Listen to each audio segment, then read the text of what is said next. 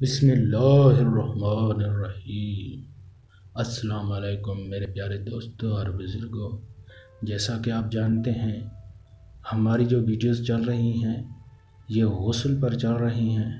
اگر آپ نے غسل کے متعلق پہلے بار ویڈیو نہیں دیکھی تو آپ ان کے لنکس نیچے ڈسکرپشن میں دیے گئے ہیں، وہاں سے دیکھ سکتے ہیں، کیونکہ ہر مسلمان کا ان کو جاننا ضروری ہے۔ نفاس کی ضروری وضاحت۔ اگر عورتوں میں یہ مشہور ہے کہ بچہ جننے کے بعد عورت 40 دن تک لازمی طور پر ناپاک رہتی ہے، یہ بات بالکل غلط ہے۔ نفاس کی تفصیل ملاحظہ ہو۔ بچہ پیدا ہونے کے بعد جو خون آتا ہے اس کو نفاس کہتے ہیں۔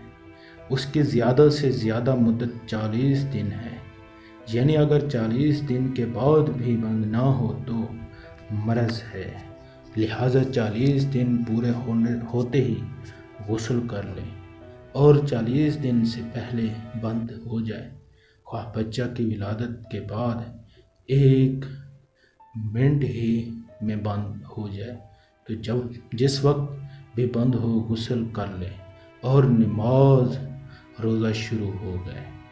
اگر 40 دن کے اندر دوبارہ خون آ گیا تو شروع ولادت سے ختم خون تک سب دن نفاس ہی کے شمار ہوں گے۔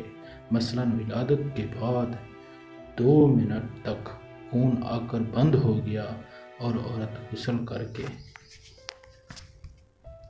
نماز روزہ وغیرہ کرتی رہی، 40 دن پورے ہونے پہ فقط 2 منٹ باقی تھے، پھر خون آ گیا تو سارا چلہ یعنی مکمل 40 دن نفاس کے ٹھہریں گے۔ جو بھی نمازیں پڑھیں یا روزے رکھے سب بیکار گئے، یہاں تک کہ اگر اس دوران فرض و واجب نمازیں یا روزے قضا کیے تھے وہ بھی پھر سے ادا کریں گے۔ اللہ اکبر۔